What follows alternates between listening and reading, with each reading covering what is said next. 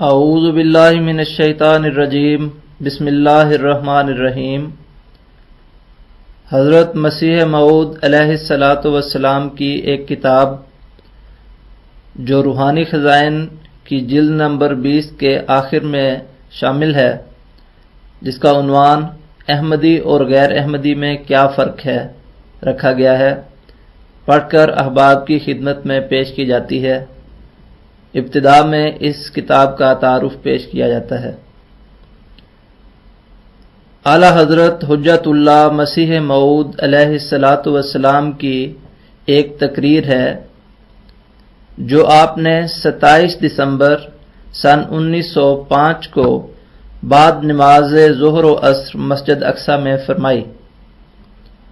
26 دسمبر سن 1905 عیسوی کی صبح کو مہمان خانہ جدید کے بڑے ہال میں احباب کا ایک بڑا جلسہ اس غرض کے لیے منعقد ہوا تھا کہ مدرسہ تعلیم الاسلام کی اصلاح کے سوال پر غور کریں۔ اس میں بہت سے بھائیوں نے مختلف پہلوؤں پر تقریریں کیں۔ ان تقریروں کے ضمن میں ایک بھائی نے اپنی تقریر کے ضمن میں کہا کہ جہاں تک میں جانتا ہوں، حضرت اقدس علیہ الصلاۃ والسلام کے سلسلے اور دوسرے مسلمانوں میں صرف اسی قدر فرق ہے کہ وہ مسیح ابن مریم کا زندہ آسمان پر جانا تسلیم کرتے ہیں اور ہم یقین کرتے ہیں کہ وہ وفات پا چکے ہیں۔ اس کے سوا اور کوئی نیا امر ایسا نہیں جو ہمارے اور ان کے درمیان اصولی طور پر قابل نزاع ہو۔ اس سے چونکہ کامل طور پر سلسلے کی بعثت کی غرض کا پتہ نہ لگ سکتا تھا، بلکہ ایک امر مشتبہ اور کمزور معلوم ہوتا تھا، اس لیے ضروری امر تھا کہ آپ علیہ السلام اس کی اصلاح فرماتے۔ چونکہ اس وقت کافی وقت نہ تھا، اس لیے 27 دسمبر کو بعد ظہر و عصر آپ نے مناسب سمجھا کہ اپنی بعثت کی اصل غرض پر کچھ تقریر فرمائیں۔ آپ کی طبیعت بھی ناساز تھی۔ محض اللہ تعالیٰ کے فضل سے آپ نے احمدی اور غیر احمدی میں فرق کے بارے میں تقریر فرمائی۔ مسیح موعود کی بعثت اور سلسلے کے قیام کی غرض۔ اعلی حضرت حجت اللہ مسیح موعود علیہ الصلاۃ والسلام کی ایک تقریر جو آپ نے 27 دسمبر سن 1905 عیسوی کو بعد نماز ظہر و عصر مسجد اقصی میں فرمائی۔ 26 دسمبر سن 1905 عیسوی کی صبح کو مہمان خانہ جدید کے بڑے ہال میں احباب کا ایک بڑا جلسہ اس غرض کے لیے منعقد ہوا تھا کہ مدرسہ تعلیم الاسلام کی اصلاح کے سوال پر غور کریں۔ اس میں بہت سے بھائیوں نے مختلف پہلوؤں پر تقریریں کیں۔ ان تقریروں کے ضمن میں ایک بھائی نے اپنی تقریر کے ضمن میں کہا کہ جہاں تک میں جانتا ہوں، حضرت اقدس علیہ الصلاۃ والسلام کے سلسلے اور دوسرے مسلمانوں میں صرف اسی قدر فرق ہے کہ وہ مسیح ابن مریم زندہ آسمان پر جانا تسلیم کرتے ہیں اور ہم یقین کرتے ہیں کہ وہ وفات پا چکے ہیں۔ اس کے سوا اور کوئی نیا امر ایسا نہیں جو ہمارے اور ان کے درمیان اصولی طور پر قابل نزاع ہو۔ اس سے چونکہ کامل طور پر سلسلے کی بعثت کی غرض کا پتہ نہ لگ سکتا تھا، بلکہ ایک امر مشتبہ اور کمزور معلوم ہوتا تھا، اس لیے ضروری امر تھا کہ آپ اس کی اصلاح فرماتے۔ چونکہ اس وقت کافی وقت نہ تھا، اس لیے 27 دسمبر کو بعد ظہر و عصر آپ نے مناسب سمجھا کہ اپنی بعثت کی اصل غرض پر کچھ تقریر فرمائیں۔ آپ کی طبیعت بھی ناساز تھی، تاہم محض اللہ تعالیٰ کے فضل و کرم سے آپ نے مندرجہ ذیل تقریر فرمائی۔ ایڈیٹر فرمایا، افسوس ہے اس وقت میری طبیعت بیمار ہے اور میں کچھ زیادہ بول نہیں سکتا، لیکن ایک ضروری امر کی وجہ سے چند کلمے بیان کرنا ضروری سمجھتا ہوں۔ کل میں نے سنا تھا کہ کسی صاحب نے یہ بیان کیا تھا کہ گویا ہم میں اور ہمارے مخالف مسلمانوں کے درمیان فرق موت و حیات مسیح علیہ السلام کا ہے، ورنہ ایک ہی ہیں، اور عملی طور پر ہمارے مخالفوں کا قدم بھی حق پر ہے، یعنی نماز، روزہ اور دوسرے اعمال مسلمانوں کے ہیں اور وہ سب اعمال بجا لاتے ہیں۔ صرف حضرت عیسیٰ علیہ السلام کی موت کے بارے میں ایک غلطی پڑ گئی تھی، جس کے ازالے کے لیے خدا تعالیٰ نے یہ سلسلہ پیدا کیا۔ سو یاد رکھنا چاہیے کہ یہ بات صحیح نہیں۔ یہ تو سچ ہے کہ مسلمانوں میں یہ غلطی بہت بری طرح پیدا ہوئی ہے، لیکن اگر کوئی یہ خیال کرتا ہے کہ میرا دنیا میں آنا صرف اتنی ہی غلطی کے ازالے کے لیے ہے اور کوئی خرابی مسلمانوں میں ایسی نہ تھی جس کی اصلاح کی جاتی، بلکہ وہ صراط مستقیم پر ہیں، تو یہ خیال غلط ہے۔ میرے نزدیک وفات یا حیات مسیح ایسی بات نہیں کہ اس کے لیے اللہ تعالیٰ اتنا بڑا سلسلہ قائم کرتا اور ایک خاص شخص کو دنیا میں بھیجا جاتا، اور اللہ تعالیٰ ایسے طور پر اس کو ظاہر کرتا جس سے اس کی بہت بڑی عظمت پائی جاتی ہے، یعنی یہ کہ دنیا میں تاریکی پھیل گئی ہے اور زمین لانتی ہو گئی ہے۔ حضرت عیسیٰ علیہ السلام کی موت کی غلطی کچھ آج پیدا نہیں ہو گئی۔ محترم مرتب صاحب نیچے حاشیے میں لکھتے ہیں، یہ لفظ دراصل حیات ہے جو سہو کاتب سے موت لکھا گیا ہے۔ حضرت عیسیٰ علیہ السلام کی موت کی غلطی کچھ آج پیدا نہیں ہو گئی، بلکہ یہ غلطی تو حضرت صلی اللہ علیہ وسلم کی وفات کے تھوڑے ہی عرصے بعد پیدا ہو گئی تھی، اور خواص اولیاء اللہ، صلحاء اور اہل اللہ بھی آتے رہے اور لوگ اس غلطی میں گرفتار رہے۔ اگر اس غلطی ہی کا ازالہ مقصود ہوتا تو اللہ تعالیٰ اس وقت بھی کر دیتا، مگر نہیں ہوا، اور یہ غلطی چلی آئی اور ہمارا زمانہ آ گیا۔ اس وقت بھی اگر نری اتنی ہی بات ہوتی تو اللہ تعالیٰ اس کے لیے ایک سلسلہ پیدا نہ کرتا، کیونکہ وفات مسیح ایسی بات تو تھی ہی نہیں جو پہلے کسی نے تسلیم نہ کی ہو۔ پہلے سے بھی اکثر خواص جن پر اللہ تعالیٰ نے کھول دیا یہی مانتے چلے آئے، مگر بات کچھ اور ہے جو اللہ تعالیٰ نے اس سلسلے کو قائم کیا۔ یہ سچ ہے کہ مسیح کی وفات کی غلطی کو دور کرنا بھی اس سلسلے کی بہت بڑی غرض تھی۔ محترم مرتب صاحب نیچے حاشیے میں لکھتے ہیں، سہو کاتب ہے، مسیح کی حیات کی غلطی ہونا چاہیے۔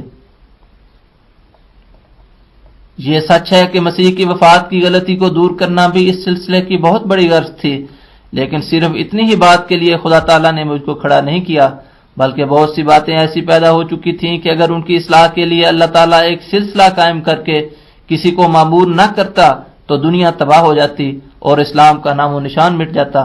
اس لیے اسی مقصد کو دوسرے پیرائے میں ہم یوں کہہ سکتے ہیں کہ ہماری بعثت کی غرض کیا ہے۔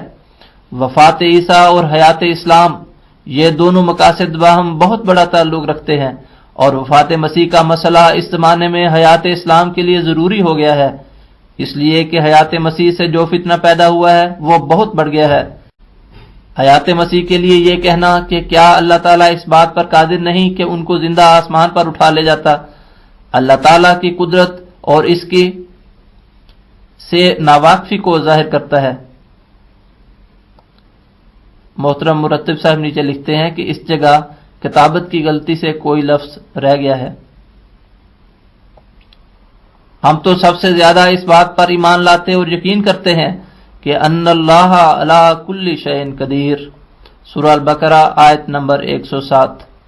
اللہ تعالیٰ بے شک ہر بات پر قادر ہے، اور ہم ایمان رکھتے ہیں کہ بے شک وہ جو کچھ چاہے کر سکتا ہے، لیکن وہ ایسے امور سے پاک اور منزہ ہے جو اس کی صفات کاملہ کے خلاف ہوں، اور وہ ان باتوں کا دشمن ہے جو اس کے دین کے مخالف ہوں۔ حضرت عیسیٰ کی حیات اوائل میں تو صرف ایک غلطی کا رنگ رکھتی تھی، مگر آج یہ غلطی ایک اژدہا بن گئی ہے جو اسلام کو نگلنا چاہتی ہے۔ ابتدائی زمانے میں اس غلطی سے کسی گزند کا اندیشہ نہ تھا، اور وہ غلطی ہی کے رنگ میں تھی، مگر جب سے عیسائیت کا خروج ہوا اور انہوں نے مسیح کی زندگی کو ان کی خدائی کی ایک بڑی زبردست دلیل قرار دیا تو یہ خطرناک امر ہو گیا۔ انہوں نے بار بار اور بڑے زور سے اس امر کو پیش کیا کہ اگر مسیح خدا نہیں تو وہ عرش پر کیسے بیٹھا ہے، اور اگر انسان ہو کر کوئی ایسا کر سکتا ہے کہ زندہ آسمان پر چلا جاوے تو پھر کیا وجہ ہے کہ آدم سے لے کر اس وقت تک کوئی بھی آسمان پر نہیں گیا۔ اس قسم کے دلائل پیش کر کے وہ حضرت عیسیٰ علیہ السلام کو خدا بنانا چاہتے ہیں، اور انہوں نے بنایا اور دنیا کے ایک حصے کو گمراہ کر دیا، اور بہت سے مسلمان جو 30 لاکھ سے زیادہ بتائے جاتے ہیں اس غلطی کو صحیح عقیدہ تسلیم کرنے کی وجہ سے اس فتنے کا شکار ہو گئے۔ اب اگر یہ بات صحیح ہوتی اور در حقیقت حضرت عیسیٰ علیہ السلام زندہ آسمان پر چلے جاتے جیسا کہ عیسائی کہتے ہیں، اور مسلمان اپنی غلطی اور ناواقفی سے ان کی تائید کرتے ہیں، تو پھر اسلام کے لیے تو ایک ماتم کا دن ہوتا، کیونکہ اسلام تو دنیا میں اس لیے آیا ہے تاکہ اللہ تعالیٰ کی ہستی پر دنیا کو ایک ایمان اور یقین پیدا ہو اور اس کی توحید پھیلے۔ وہ ایسا مذہب ہے کہ کوئی کمزوری اس میں پائی نہیں جاتی اور نہیں ہے۔ محترم ناشر صاحب لکھتے ہیں، نقل مطابق اصل، وہ تو اللہ تعالیٰ ہی کو وحدہ لا شریک قرار دیتا ہے، کسی دوسرے میں یہ خصوصیت تسلیم کی جاوے تو یہ تو اللہ تعالیٰ کی کثر شان ہے، اور اسلام اس کو روا نہیں رکھتا۔ مگر عیسائیوں نے مسیح کی اس خصوصیت کو پیش کر کے دنیا کو گمراہ کر دیا ہے، اور مسلمانوں نے بغیر سوچے سمجھے ان کی اس ہاں میں ہاں ملا دی اور اس ضرر کی پرواہ نہ کی جو اس سے اسلام کو پہنچا۔ اس بات سے کبھی دھوکہ نہیں کھانا چاہیے جو لوگ کہہ دیتے ہیں کہ کیا اللہ تعالیٰ اس بات پر قادر نہیں کہ مسیح کو زندہ آسمان پر اٹھا لے جاوے؟ بے شک وہ قادر ہے، مگر وہ ایسی باتوں کو کبھی روا نہیں رکھتا جو مبدأ شرک ہو کر کسی کو شریک الباری ٹھہراتی ہوں، اور یہ صاف ظاہر ہے کہ ایک شخص کو بعض وجوہ کی خصوصیت دینا صریح مبدأ شرک ہے۔ پس مسیح علیہ السلام میں یہ خصوصیت تسلیم کرنا کہ وہ تمام انسانوں کے برخلاف اب تک زندہ ہیں اور خواص بشری سے الگ ہیں، یہ ایسی خصوصیت ہے جس نے عیسائیوں کو موقع دیا کہ وہ ان کی خدائی پر اس کو بطور دلیل پیش کریں۔ اگر کوئی عیسائی مسلمانوں پر یہ اعتراض کرے کہ تم ہی بتاؤ کہ ایسی خصوصیت اس وقت کسی اور شخص کو بھی ملی ہے، تو اس کا کوئی جواب ان کے پاس نہیں ہے، اس لیے کہ وہ یقین کرتے ہیں کہ سب انبیاء علیہم السلام مر گئے ہیں، مگر مسیح کی موت بقول ان مخالف مسلمانوں کے ثابت نہیں، کیونکہ توفی کے معنی تو آسمان پر زندہ اٹھائے جانے کے کرتے ہیں۔ اس لیے فلما توفیتنی میں بھی یہی معنی کرنے پڑیں گے کہ جب تو نے مجھے زندہ آسمان پر اٹھا لیا۔ سورہ المائدہ آیت نمبر 118۔ اور کوئی آیت ثابت نہیں کرتی کہ اس کی موت بھی ہوگی، پھر بتاؤ کہ ان کا نتیجہ کیا ہوگا۔ اللہ تعالیٰ ان لوگوں کو ہدایت دے اور وہ اپنی غلطی کو سمجھیں۔ میں سچ کہتا ہوں کہ جو لوگ مسلمان کہلا کر اس عقیدے کی کمزوری اور شناعت کے کھل جانے پر بھی اس کو نہیں چھوڑتے، وہ دشمن اسلام اور اس کے لیے مارے آستین ہیں۔ یاد رکھو اللہ تعالیٰ بار بار قرآن شریف میں مسیح کی موت کا ذکر کرتا ہے اور ثابت کرتا ہے کہ وہ دوسرے نبیوں اور انسانوں کی طرح وفات پا چکے، کوئی امر ان میں ایسا نہ تھا جو دوسرے نبیوں اور انسانوں میں نہ ہو۔ یہ بالکل سچ ہے کہ توفی کے موت ہی معنی ہیں، کسی لغت سے یہ ثابت نہیں کہ توفی کے معنی کبھی آسمان پر ما جسم اٹھانے کے بھی ہوتے ہیں۔ زبان کی خوبی لغات کی توسیع پر ہے، دنیا میں کوئی لغت ایسی نہیں ہے جو صرف ایک کے لیے ہو اور دوسرے کے لیے نہ ہو۔ ہاں خدا تعالیٰ کے لیے یہ خصوصیت ضرور ہے، اس لیے کہ وہ وحدہ لا شریک خدا ہے۔ لغت کی کوئی کتاب پیش کرو جس میں توفی کے یہ معنی خصوصیت سے حضرت عیسیٰ کے لیے کہے ہوئے ہوں کہ زندہ آسمان پر ما جسم اٹھانا ہے، اور سارے جہاں کے لیے جب یہ لفظ استعمال ہو تو اس کے معنی موت کے ہوں گے۔ اس قسم کی خصوصیت لغت کی کسی کتاب میں دکھاؤ، اور اگر نہ دکھا سکو اور نہیں ہے تو پھر خدا تعالیٰ سے ڈرو کہ یہ مبدأ شرک ہے۔ اس غلطی ہی کا یہ نتیجہ ہے کہ مسلمان عیسائیوں کے مدیون ٹھہرتے ہیں۔ اگر عیسائی یہ کہیں کہ جس حال میں تم مسیح کو زندہ تسلیم کرتے ہو کہ وہ آسمان پر ہے اور پھر اس کا آنا بھی مانتے ہو اور یہ بھی کہ وہ حکم ہو کر آئے گا، اب بتاؤ کہ اس کے خدا ہونے میں کیا شبہ رہا جبکہ یہ بھی ثابت نہ ہو کہ اس کو موت ہوگی۔ یہ کہنا بڑا مصیبت کا امر ہے کہ عیسائی سوال کرے اور اس کا جواب نہ ہو۔ غرض اس غلطی کا اثر بد اب یہاں تک بڑھ گیا۔ یہ تو سچ ہے کہ دراصل مسیح کی موت کا مسئلہ ایسا عظیم الشان نہ تھا کہ اس کے لیے ایک عظیم الشان مامور کی ضرورت ہوتی، مگر میں دیکھتا ہوں کہ مسلمانوں کی حالت بہت ہی نازک ہو گئی ہے۔ انہوں نے قرآن کریم پر تدبر چھوڑ دیا اور ان کی عملی حالت خراب ہو گئی۔ اگر ان کی عملی حالت درست ہوتی اور وہ قرآن کریم اور اس کی لغات پر توجہ کرتے تو ایسے معنی ہرگز نہ کرتے۔ انہوں نے اسی لیے اپنی طرف سے یہ معنی کر لیے۔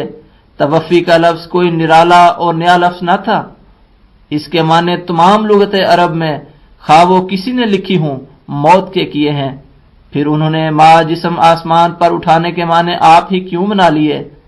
ہم کو افسوس نہ ہوتا اگر آن حضرت صلی اللہ علیہ وسلم کے لیے بھی اس لفظ کے یہی معنی کر لیتے، کیونکہ یہی لفظ آپ کے لیے بھی تو قرآن شریف میں آیا ہے، جیسا کہ فرمایا ہے وَإِمَّا نُرِيَنَّكَ بَعْضَ الَّذِي نَعِدُهُمْ أَوْ نَتَوَفَّيَنَّكَ، سورۃ یونس آیت نمبر 47۔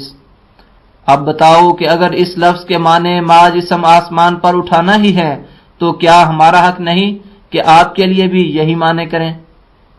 کیا وجہ ہے کہ وہ نبی جو آن حضرت صلی اللہ علیہ وسلم سے 1000 درجہ کم تر ہے، اس کے لیے جب یہ لفظ بولا جاوے تو اس کے من گھڑت معنی کر کے زندہ آسمان پر لے جاویں، لیکن جب سید الاولین والآخرین کے لیے یہ لفظ آوے تو اس کے معنی بجوز موت کے اور کچھ نہ کریں، حالانکہ آن حضرت صلی اللہ علیہ وآلہ وسلم زندہ نبی ہیں اور آپ کی زندگی ایسی ثابت ہے کہ کسی اور نبی کی ثابت نہیں، اور اس لیے ہم زور اور دعوے سے یہ بات پیش کرتے ہیں کہ اگر کوئی نبی زندہ ہے تو وہ ہمارے نبی کریم صلی اللہ علیہ وسلم ہی ہیں۔ اکثر اکابر نے حیات النبی پر کتابیں لکھی ہیں اور ہمارے پاس آن حضرت صلی اللہ علیہ وسلم کی زندگی کے ایسے زبردست ثبوت موجود ہیں کہ کوئی ان کا مقابلہ نہیں کر سکتا۔ من جملہ ان کے ایک یہ بات ہے کہ زندہ نبی وہی ہو سکتا ہے جس کے برکات اور فیوز ہمیشہ کے لیے جاری ہوں، اور یہ ہم دیکھتے ہیں کہ اللہ تعالیٰ نے آپ کے زمانے سے لے کر اس وقت تک کبھی بھی مسلمانوں کو ضائع نہیں کیا۔ ہر صدی کے سر پر اس نے کوئی آدمی بھیج دیا جو زمانے کے مناسب حال اصلاح کرتا رہا، یہاں تک کہ اس صدی پر اس نے مجھے بھیجا ہے تاکہ میں حیات النبی کا ثبوت دوں۔ یہ امر قرآن شریف سے بھی ثابت ہے کہ اللہ تعالیٰ آن حضرت صلی اللہ علیہ وسلم کے دین کی حفاظت کرتا رہا ہے اور کرے گا، جیسا کہ فرمایا ہے انا نحن نزلنا الذکر وانا لہ لحافظون، سورہ الحجر آیت نمبر 10۔ یعنی بے شک ہم نے ہی اس ذکر کو نازل کیا ہے اور ہم ہی اس کی حفاظت کریں گے۔ انا لہ لحافظون کا لفظ صاف طور پر دلالت کرتا ہے کہ صدی کے سر پر ایسے آدمی آتے رہیں گے جو گم شدہ متاع کو لائیں اور لوگوں کو یاد دلائیں۔ یہ قاعدے کی بات ہے کہ جب پہلی صدی گزر جاتی ہے تو پہلی نسل بھی اٹھ جاتی ہے، اور اس نسل میں جو عالم، حافظ قرآن، اولیاء اللہ اور ابدال ہوتے ہیں وہ فوت ہو جاتے ہیں، اور اس طرح پر ضرورت ہوتی ہے کہ احیاء ملت کے لیے کوئی شخص پیدا ہو، کیونکہ اگر دوسری صدی میں نیا بندوبست اسلام کے تازہ رکھنے کے لیے نہ کرے تو یہ مذہب مر جاوے۔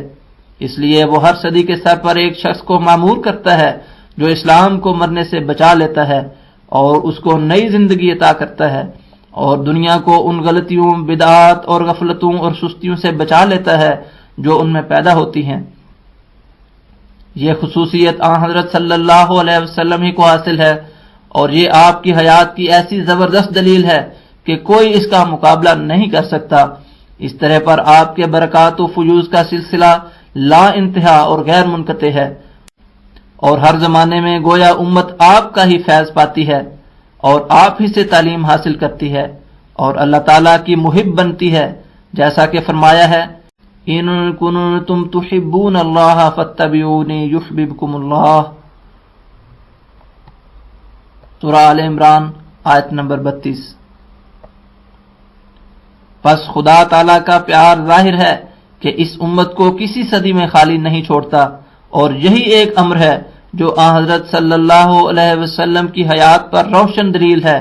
بالمقابل حضرت عیسیٰ کی حیات ثابت نہیں، ان کی زندگی ہی میں ایسا فتنہ برپا ہوا کہ کسی اور نبی کی زندگی میں وہ فتنہ نہیں ہوا، اور یہی وجہ ہے کہ اللہ تعالیٰ کو حضرت عیسیٰ علیہ السلام سے مطالبہ کرنا پڑا کہ اَأَنْتَ قُلْتَ لِلنَّاسِ اتَّخِذُونِي وَأُمِّيَ إِلَٰهَيْنِ، سورہ المائدہ آیت نمبر 117۔ یعنی کیا تو نے ہی کہا تھا کہ مجھے اور میری ماں کو خدا بنا لو؟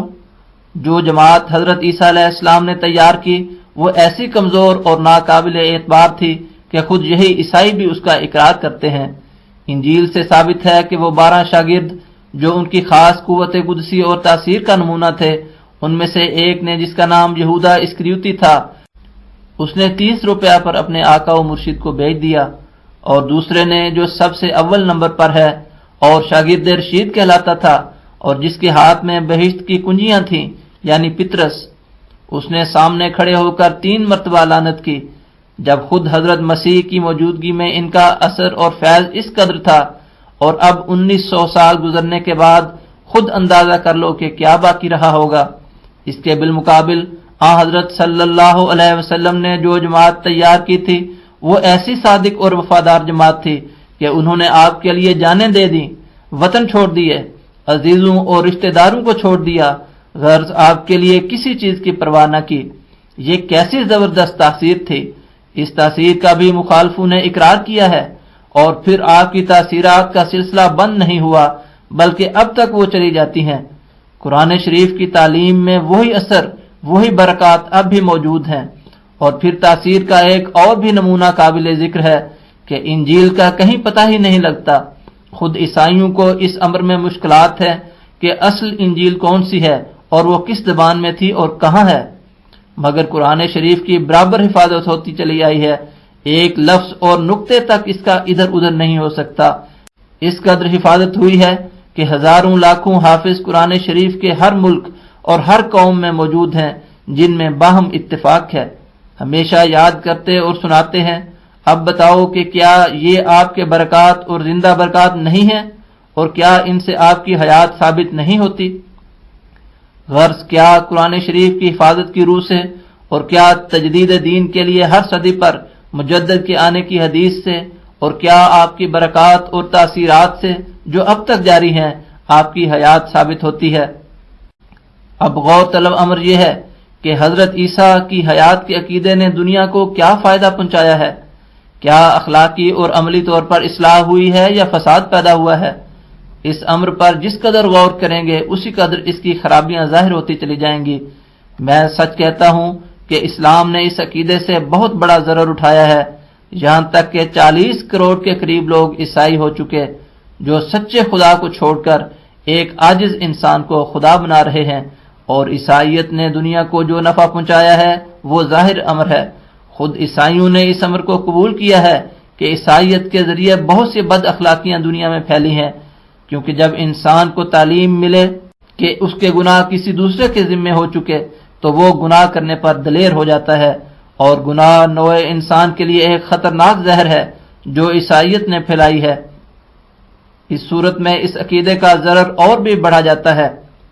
میں یہ نہیں کہتا کہ حیات مسیح کے متعلق اسی زمانے کے لوگوں پر الزام ہے، نہیں، بعض پہلو نے غلطی کھائی ہے، مگر وہ تو اس غلطی میں بھی ثواب ہی پر رہے، کیونکہ مجتہد کے متعلق لکھا ہے کہ قد یخطی و یصیب، کہ کبھی مجتہد غلطی بھی کرتا ہے اور کبھی ثواب، مگر دونوں طرح پر اسے ثواب ہوتا ہے۔ اصل بات یہ ہے کہ مشیت ایزدی نے یہی چاہا تھا کہ ان سے یہ معاملہ مخفی رہے، پس وہ غفلت میں رہے، اور اصحاب کہف کی طرح یہ حقیقت ان پر مخفی رہی، جیسا کہ مجھے بھی الہام ہوا تھا۔ ام حسبت ان اصحاب الکہف والرقیم کانوا من آیاتنا عجبا۔ اسی طرح مسیح کی حیات کا مسئلہ بھی ایک عجیب سر ہے، باوجود کہ قرآن شریف کھول کھول کر مسیح کی وفات ثابت کرتا ہے، اور احادیث سے بھی یہی ثابت ہے۔ حضرت صلی اللہ علیہ وسلم کی وفات پر جو آیت استدلال کے طور پر پڑھی گئی وہ بھی اسی کو ثابت کرتی ہے، مگر باوجود اس قدر آشکارا ہونے کے خدا تعالیٰ نے اس کو مخفی کر لیا اور آنے والے موعود کے لیے اس کو مخفی رکھا۔ چنانچہ جب وہ آیا تو اس نے اس راز کو ظاہر کیا۔ یہ اللہ تعالیٰ کی حکمت ہے کہ وہ جب چاہتا ہے کسی بھید کو مخفی کر دیتا ہے اور جب چاہتا ہے اسے ظاہر کر دیتا ہے۔ اسی طرح اس نے اس بھید کو اپنے وقت تک مخفی رکھا، مگر اب جب کہ آنے والا آ گیا اور اس کے ہاتھ میں اس سر کی کلید تھی، اس نے اسے کھول کر دکھا دیا۔ اب اگر کوئی نہیں مانتا اور ضد کرتا ہے تو وہ گویا اللہ تعالیٰ کا مقابلہ کرتا ہے۔ غرض وفات مسیح کا مسئلہ اب ایسا مسئلہ ہو گیا ہے کہ اس میں کسی قسم کا اخفا نہیں رہا، بلکہ ہر پہلو سے صاف ہو گیا ہے۔ قرآن شریف سے مسیح کی وفات ثابت ہوتی ہے، احادیث وفات کی تائید کرتی ہیں، حضرت صلی اللہ علیہ وسلم کا واقعہ معراج موت کی تصدیق کرتا ہے، اور آپ صلی اللہ علیہ وسلم گویا چشمدید شہادت دیتے ہیں، کیونکہ آپ نے شب معراج میں حضرت عیسیٰ علیہ السلام کو حضرت یحییٰ علیہ السلام کے ساتھ دیکھا، اور پھر آیت کل سبحان ربی هل کنت الا بشر رسولا، سورۃ بنی اسرائیل آیت 94 مسیح کو زندہ آسمان پر جانے سے روکتی ہے، کیونکہ جب کفار نے آپ سے آسمان پر چڑھ جانے کا معجزہ مانگا تو اللہ تعالیٰ نے آپ کو یہی جواب دیا کہ قل سبحان ربی هل کنت الا بشر رسولا، بنی اسرائیل آیت 94، یعنی میرا رب اس وعدہ خلافی سے پاک ہے جو ایک مرتبہ تو وہ انسان کے لیے یہ اقرار دے کہ وہ اسی زمین میں پیدا ہو اور یہاں ہی مرے گا، فیہا تحیون و فیہا تموتون، سورۃ الاعراف آیت نمبر 26۔ میں تو ایک بشر رسول ہوں، یعنی وہ بشریت میرے ساتھ موجود ہے، جو آسمان پر نہیں جا سکتی، اور دراصل کفار کی غرض اس سوال سے یہی تھی، چونکہ وہ پہلے یہ سن چکے تھے کہ انسان اس دنیا میں جیتا اور مرتا ہے، اس لیے انہوں نے موقع پا کر یہ سوال کیا، جس کا جواب ان کو ایسا دیا گیا کہ ان کا منصوبہ خاک میں مل گیا۔ بس یہ طے شدہ مسئلہ ہے کہ مسیح علیہ السلام وفات پا چکے۔ ہاں، یہ ایک معجزانہ نشان ہے کہ انہیں غفلت میں رکھا اور ہوشیاروں کو مست بنا دیا۔ یہ بھی یاد رکھو کہ جن لوگوں نے یہ زمانہ نہیں پایا وہ معذور ہیں، ان پر کوئی حجت پوری نہیں ہوئی، اور اس وقت اپنے اجتہاد سے جو کچھ وہ سمجھے اس کے لیے اللہ تعالیٰ سے اجر اور ثواب پائیں گے۔ مگر اب وقت نہیں رہا، اس وقت اللہ تعالیٰ نے اس نقاب کو اٹھا دیا اور اس مخفی راز کو ظاہر کر دیا ہے، اور اس مسئلے کے برے اور خوفناک اثروں کو تم دیکھ رہے ہو کہ اسلام تنزل کی حالت میں ہے، اور عیسائیت کا یہی ہتھیار حیات مسیح ہے جس کو لے کر وہ اسلام پر حملہ آور ہو رہے ہیں، اور مسلمانوں کی ذریت عیسائیوں کا شکار ہو رہی ہے۔ میں سچ سچ کہتا ہوں کہ ایسے ہی مسائل وہ لوگوں کو سنا سنا کر برگشتہ کر رہے ہیں، اور وہ خصوصیتیں جو نادانی سے مسلمان ان کے لیے تجویز کرتے ہیں سکولوں اور کالجوں میں پیش کر کے اسلام سے جدا کر رہے ہیں۔ اس لیے خدا تعالیٰ نے چاہا کہ اب مسلمانوں کو متنبع کیا جاوے۔ الحکم جلد نمبر 10 نمبر 6 مورخہ 17 فروری سن 1906 عیسوی صفحہ 2 اور 3۔ بس اس وقت چاہا ہے کہ مسلمان متنبع ہو جاویں کہ ترقی اسلام کے لیے یہ پہلو نہایت ہی ضروری ہے کہ مسیح کی وفات کے مسئلے پر زور دیا جاوے، اور وہ اس امر کے قائل نہ ہوں کہ مسیح زندہ آسمان پر گیا ہے۔ مگر مجھے افسوس سے کہنا پڑتا ہے کہ میرے مخالف اپنی بدقسمتی سے اس سر کو نہیں سمجھتے اور خواہ شور مچاتے ہیں۔ کاش یہ احمق سمجھتے کہ اگر ہم سب مل کر وفات پر زور دیں گے تو پھر یہ مذہب عیسائی نہیں رہ سکتا۔ میں یقیناً کہتا ہوں کہ اسلام کی زندگی اس موت میں ہے۔ خود عیسائیوں سے پوچھ کر دیکھ لو کہ جب یہ ثابت ہو جاوے کہ مسیح زندہ نہیں بلکہ مر گیا ہے تو ان کے مذہب کا کیا باقی رہ جاتا ہے؟ وہ خود اس امر کے قائل ہیں کہ یہی ایک مسئلہ ہے جو ان کے مذہب کا استحصال کرتا ہے، مگر مسلمان ہیں کہ مسیح کی حیات کے قائل ہو کر ان کو تقویت پہنچا رہے ہیں اور اسلام کو نقصان پہنچاتے ہیں۔ ان کی وہی مثال ہے یکے برسر شاخ و بن میں برید۔ عیسائیوں کا جو ہتھیار اسلام کے خلاف تھا اسی کو ان مسلمانوں نے اپنے ہاتھ میں لے لیا۔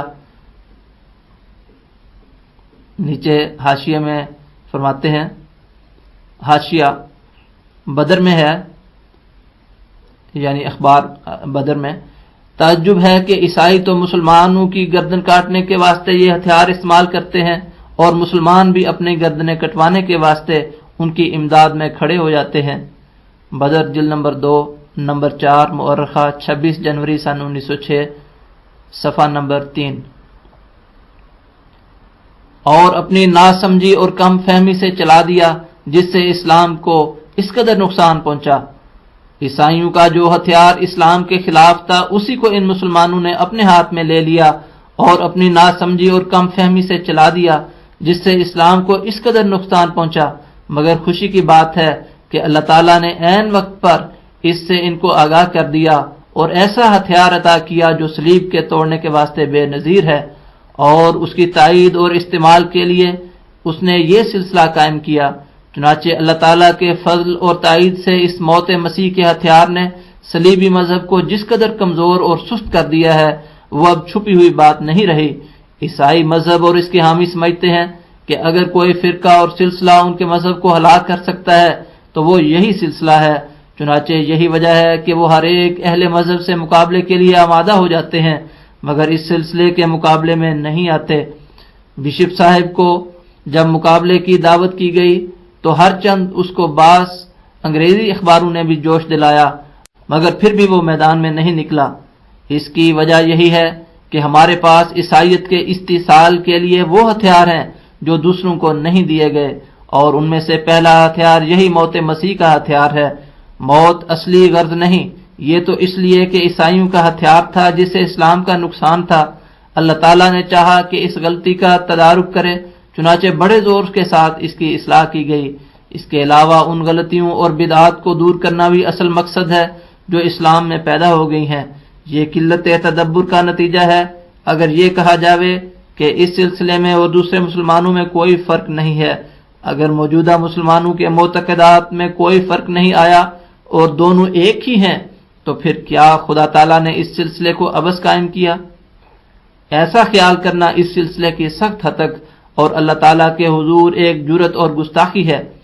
اللہ تعالیٰ نے بار بار ظاہر کیا ہے کہ دنیا میں بہت تاریکی چھا گئی ہے، عملی حالت کے لحاظ سے بھی اور اعتقادی حالت کی وجہ سے بھی۔ وہ توحید جس کے لیے بے شمار نبی اور رسول دنیا میں آئے اور انہوں نے بے انتہا محنت اور سعی کی، آج اس پر ایک سیاہ پردہ پڑا ہوا ہے اور لوگ کئی قسم کے شرک میں مبتلا ہو گئے ہیں۔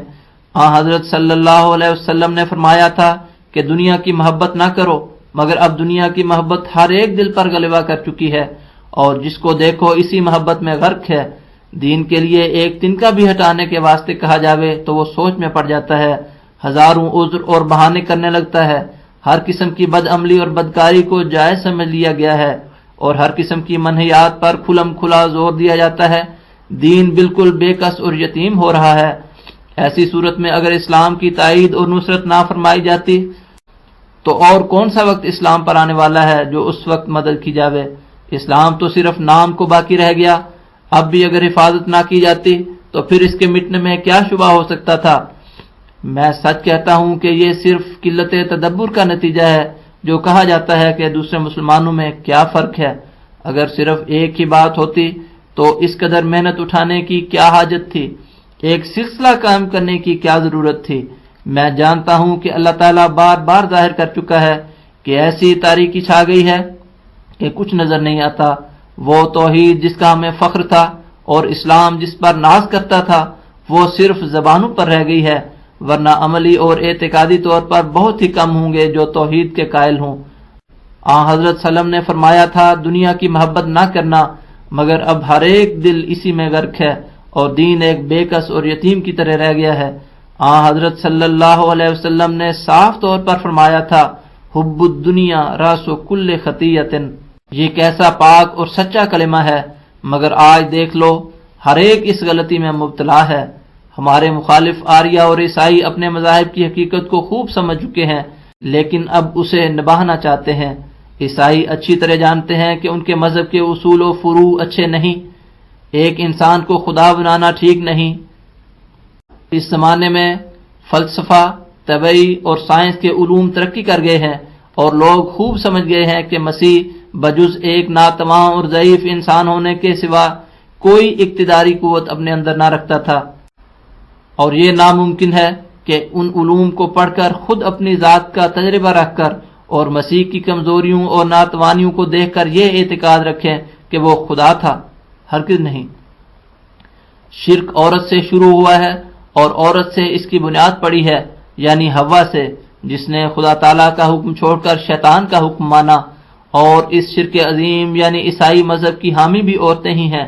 در حقیقت عیسائی مذہب ایسا مذہب ہے کہ انسانی فطرت دور سے اس کو دھکے دیتی ہے اور وہ کبھی اسے قبول ہی نہیں کر سکتی۔ اگر درمیان دنیا نہ ہوتی تو عیسائیوں کا گروہ کثیر آج مسلمان ہو جاتا۔ بعض لوگ عیسائیوں میں مخفی مسلمان رہے ہیں اور انہوں نے اپنے اسلام کو چھپایا ہے، لیکن مرنے کے وقت اپنی وصیت کی اور اسلام ظاہر کیا ہے۔ ایسے لوگوں میں بڑے بڑے عہدیدار تھے، انہوں نے حب دنیا کی وجہ سے زندگی میں اسلام کو چھپایا لیکن آخر انہیں ظاہر کرنا پڑا۔ میں دیکھتا ہوں کہ ان کے دلوں میں اسلام نے راہ بنا لیا ہے اور اب وہ ترقی کر رہا ہے۔ حب دنیا نے لوگوں کو محجوب کر رکھا ہے۔ غرض مسلمانوں میں اندرونی تفریقہ کا موجب بھی یہی حب دنیا ہی ہوئی ہے، کیونکہ اگر محض اللہ تعالیٰ کی رضا مقدم ہوتی تو آسانی سے سمجھ میں آ سکتا تھا کہ فلاں فرقے کے اصول زیادہ صاف ہیں اور وہ انہیں قبول کر کے ایک ہو جاتے۔ اب جبکہ حب دنیا کی وجہ سے یہ خرابی پیدا ہو رہی ہے تو ایسے لوگوں کو کیسے مسلمان کہا جا سکتا ہے جبکہ ان کا قدم حضرت صلی اللہ علیہ وسلم کے قدم پر نہیں۔ اللہ تعالیٰ نے تو فرمایا تھا قل ان کنتم تحبون اللہ فاتبعونی یحببکم اللہ، سورہ آل عمران آیت نمبر 32۔ یعنی کہو اگر تم اللہ تعالیٰ سے محبت کرتے ہو تو میری اتباع کرو، اللہ تعالیٰ تم کو دوست رکھے گا۔ اب اس حب اللہ کی بجائے اور اتباع رسول اللہ صلی اللہ علیہ وسلم کی بجائے حب الدنیا کو مقدم کیا گیا ہے، کیا یہی آن حضرت صلی اللہ علیہ وسلم کی اتباع ہے؟ کیا آن حضرت صلی اللہ علیہ وسلم دنیا دار تھے؟ کیا وہ سود لیا کرتے تھے یا فرائض اور احکام الہی کی بجا آوری میں غفلت کیا کرتے تھے؟ کیا آپ میں معاذ اللہ نفاق تھا، مداہنہ تھا، دنیا کو دین پر مقدم کرتے تھے؟ غور کرو، اتباع تو یہ ہے کہ آپ صلی اللہ علیہ وسلم کے نقش قدم پر چلو اور پھر دیکھو کہ خدا تعالیٰ کیسے کیسے فضل کرتا ہے۔ صحابہ نے وہ چلن اختیار کیا تھا، پھر دیکھ لو کہ اللہ تعالیٰ نے انہیں کہاں سے کہاں پہنچایا۔ انہوں نے دنیا پر لات مار دی تھی اور بالکل حب دنیا سے الگ ہو گئے تھے، اپنی خواہشوں پر ایک موت وارد کر لی تھی۔ اب تم اپنی حالت کا ان سے مقابلہ کر کے دیکھ لو، کیا انہی کے قدموں پر ہو؟ افسوس اس وقت لوگ نہیں سمجھتے کہ خدا تعالیٰ ان سے کیا چاہتا ہے۔ رأس کل خطیۃ نے بہت سے بچے دے دیے ہیں۔ کوئی شخص عدالت میں جاتا ہے تو 2 آنے لے کر جھوٹی گواہی دے دینے میں ذرا شرم و حیا نہیں کرتا۔ کیا وہ کلا قسم کھا کر کہہ سکتے ہیں کہ سارے کے سارے گواہ سچے پیش کرتے ہیں؟ آج دنیا کی حالت بہت نازک ہو گئی ہے، جس پہلو اور رنگ سے دیکھو جھوٹے گواہ بنائے جاتے ہیں۔ جھوٹے مقدمے کرنا تو بات ہی کچھ نہیں، جھوٹے اسناد بنا لیے جاتے ہیں۔ کوئی امر بیان کریں گے تو سچ کا پہلو بچا کر بولیں گے۔ اب کوئی ان لوگوں سے جو اس سلسلے کی ضرورت نہیں سمجھتے پوچھے کہ کیا یہی وہ دین تھا جو آن حضرت صلی اللہ علیہ وسلم لے کر آئے تھے؟ اللہ تعالیٰ نے تو جھوٹ کو نجاست کہا تھا کہ اس سے پرہیز کرو، اجتنبوا الرجس من الاوثان واجتنبوا قول الزور، سورۃ الحج آیت نمبر 31۔ بت پرستی کے ساتھ اس جھوٹ کو ملایا ہے۔ جیسا احمق انسان اللہ تعالیٰ کو چھوڑ کر پتھر کی طرف سر جھکاتا ہے، ویسے ہی صدق اور راستی کو چھوڑ کر اپنے مطلب کے لیے جھوٹ کو بت بناتا ہے۔ یہی وجہ ہے کہ اللہ تعالیٰ نے اس کو بت پرستی کے ساتھ ملایا اور اس سے نسبت دی۔ جیسے ایک بت پرست بت سے نجات چاہتا ہے، جھوٹ بولنے والا بھی اپنی طرف سے بت بناتا ہے اور سمجھتا ہے کہ اس بت کے ذریعے نجات ہو جاوے گی۔ کیسی خرابی آ کر پڑی ہے! اگر کہا جاوے کہ کیوں بت پرست ہوتے ہو، اس نجاست کو چھوڑ دو، تو کہتے ہیں کہ کیوں کر چھوڑ دیں، اس کے بغیر گزارا نہیں ہو سکتا۔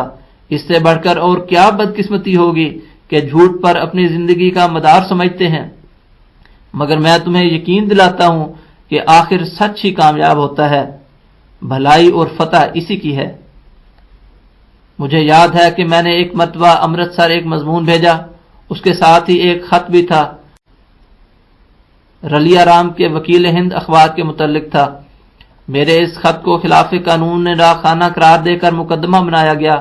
وکلاء نے بھی کہا کہ اس میں بجز اس کے رہائی نہیں جو اس خط سے انکار کر دیا جاوے، گویا جھوٹ کے سوا بچاؤ نہیں۔ مگر میں نے اس کو ہرگز پسند نہ کیا، بلکہ یہ کہا کہ اگر سچ بولنے سے سزا ہوتی ہے تو ہونے دو، جھوٹ نہیں بولوں گا۔ آخر وہ مقدمہ عدالت میں پیش ہوا۔ ڈاک خانوں کا افسر بحیثیت مدعی حاضر ہوا۔ مجھ سے جس وقت اس کے متعلق پوچھا گیا تو میں نے صاف طور پر کہا کہ یہ میرا خط ہے، مگر میں نے اس کو جزو مضمون سمجھ کر اس میں رکھا ہے۔ مجسٹریٹ کی سمجھ میں یہ بات آ گئی اور اللہ تعالیٰ نے اس کو بصیرت دی۔ ڈاک خانوں کے افسر نے بہت زور دیا مگر اس نے ایک نہ سنی اور مجھے رخصت کر دیا۔ حاشیہ: بدر میں یہ واقعہ زیادہ تفصیل کے ساتھ یوں درج ہے: تخمیناً 27 یا 28 سال کا عرصہ گزرا ہوگا یا شاید اس سے کچھ زیادہ ہوا کہ اس عاجز نے اسلام کی تائید میں آریوں کے مقابل پر ایک عیسائی کے مطبع میں جس کا نام رلیہ رام تھا اور وکیل بھی تھا اور امرتسر میں رہتا تھا اور اس کا ایک اخبار بھی نکلتا تھا، ایک مضمون بغرض تباہ ہونے کے ایک پیکٹ کی صورت میں جس کی دونوں طرفیں کھلی تھیں بھیجا اور اس پیکٹ میں ایک خط بھی رکھ دیا۔ چونکہ خط میں ایسے الفاظ تھے جن میں اسلام کی تائید اور دوسرے مذاہب کے بطلان کی طرف اشارہ تھا اور مضمون کے چھاپ دینے کے لیے تاکید بھی تھی، اس لیے وہ عیسائی مخالفت مذہب کی وجہ سے افروختہ ہوا اور اتفاقاً اس کو دشمنانہ حملے کے لیے یہ موقع ملا کہ کسی علیحدہ خط کا پیکٹ میں رکھنا قانوناً ایک جرم تھا جس کی اس عاجز کو کچھ بھی اطلاع نہ تھی، اور ایسے جرم کی سزا میں قوانین ڈاک کی روح سے 500 روپیہ جرمانہ یا 6 ماہ تک قید ہے۔ سو اس نے مخبر بن کر افسران ڈاک سے اس عاجز پر مقدمہ دائر کرا دیا۔ اور قبل اس کے جو مجھے اس مقدمے کی کچھ اطلاع ہو، رویا میں اللہ تعالیٰ نے میرے پر ظاہر کیا کہ رلیا رام وکیل نے ایک سانپ میرے کاٹنے کے لیے مجھ کو بھیجا ہے اور میں نے اسے مچھلی کی طرح تل کر واپس بھیج دیا ہے۔ میں جانتا ہوں کہ یہ اس بات کی طرف اشارہ تھا کہ آخر وہ مقدمہ جس طرح سے عدالت میں فیصلہ پایا وہ ایک ایسی نظیر ہے جو وکیلوں کے کام آ سکتی ہے۔ غرض میں اس جرم میں صدر ضلع گرداسپور میں طلب کیا گیا اور جن جن وکلاء سے مقدمے کے لیے مشورہ لیا گیا انہوں نے یہی مشورہ دیا کہ بجز دروغ گوئی کے اور کوئی راہ نہیں، اور یہ صلاح دی کہ اس طرح اظہار دے دو کہ ہم نے پیکٹ میں خط نہیں ڈالا، رلیا رام نے خود ڈال دیا ہوگا، اور نیز بطور تسلی دہی کے کہا کہ ایسا بیان کرنے سے شہادت پر فیصلہ ہو جائے گا اور 2-4 جھوٹے گواہ دے کر بریت ہو جائے گی، ورنہ صورت مقدمہ سخت مشکل ہے اور کوئی طریقے رہائی نہیں۔ مگر میں نے ان سب کو جواب دیا کہ میں کسی حالت میں راستی کو چھوڑنا نہیں چاہتا، جو ہوگا سو ہوگا۔ تب اسی دن یا دوسرے دن مجھے ایک انگریز کی عدالت میں پیش کیا گیا اور میرے مقابل پر ڈاک خانہ جات کا افسر بحیثیت سرکاری مدعی ہونے کے حاضر ہوا۔ اس وقت حاکم عدالت نے اپنے ہاتھ سے میرا اظہار لکھا اور سب سے پہلے مجھ سے یہی سوال کیا کہ کیا یہ خط تم نے اپنے پیکٹ میں رکھ دیا تھا اور یہ خط اور یہ پیکٹ تمہارا ہے؟ تب میں نے بلا توقف جواب دیا کہ یہ میرا ہی خط اور میرا ہی پیکٹ ہے، اور میں نے اس خط کو پیکٹ کے اندر رکھ کر روانہ کیا تھا۔ اگر میں نے گورنمنٹ کی نقصان رسانی محصول کے لیے بدنیتی سے یہ کام نہیں کیا، بلکہ میں نے اس خط کو اس مضمون سے کچھ علیحدہ نہیں سمجھا اور نہ اس میں کوئی نج کی بات تھی۔ اس بات کو سنتے ہی خدا تعالیٰ نے اس انگریز کے دل کو میری طرف پھیر دیا اور میرے مقابل پر افسر ڈاک خانہ جات نے بہت شور مچایا اور لمبی لمبی تقریریں انگریزی میں کی جن کو میں نہیں سمجھتا تھا، مگر اس قدر میں سمجھتا تھا کہ ہر ایک تقریر کے بعد زبان انگریزی میں وہ حاکم نو کر کے اس کی سب باتوں کو رد کر دیتا تھا۔ انجام کا جب وہ افسر مدعی اپنی تمام وجوہ پیش کر چکا اور اپنے تمام بخارات نکال چکا تو حاکم نے فیصلہ لکھنے کی طرف توجہ کی اور شاید 1 یا 1.5 سطر لکھ کر مجھ کو کہا کہ اچھا آپ کے لیے رخصت۔ یہ سن کر میں عدالت کے کمرے سے باہر ہوا اور اپنے محسن حقیقی کا شکر بجا لایا جس نے ایک افسر انگریز کے مقابل پر مجھ کو ہی فتح بخشی، اور میں خوب جانتا ہوں کہ اس وقت صدق کی برکت سے خدا تعالیٰ نے اس بلا سے مجھ کو نجات دی۔ میں نے اس سے پہلے یہ خواب بھی دیکھی تھی کہ ایک شخص نے میری ٹوپی اتارنے کے لیے ہاتھ مارا۔ میں نے کہا کیا کرنے لگا ہے؟ تب اس نے ٹوپی کو میرے سر پر ہی رہنے دیا کہ خیر ہے۔ بدر جلد نمبر 2 نمبر 5 صفحہ 3 مورخہ 2 فروری سن 1906 عیسوی۔ دوبارہ عبارت کو شروع کرتا ہوں۔ میں کیوں کر کہوں کہ جھوٹ کے بغیر گزارا نہیں، ایسی باتیں نری بےہودگیاں ہیں، سچ تو یہ ہے کہ سچ کے بغیر گزارا نہیں۔ میں اب تک بھی جب اپنے اس واقعے کو یاد کرتا ہوں تو ایک مزہ آتا ہے کہ خدا تعالیٰ کے پہلو کو اختیار کیا، اس نے ہماری رعایت رکھی اور ایسی رعایت رکھی جو بطور ایک نشان کے ہو گئی۔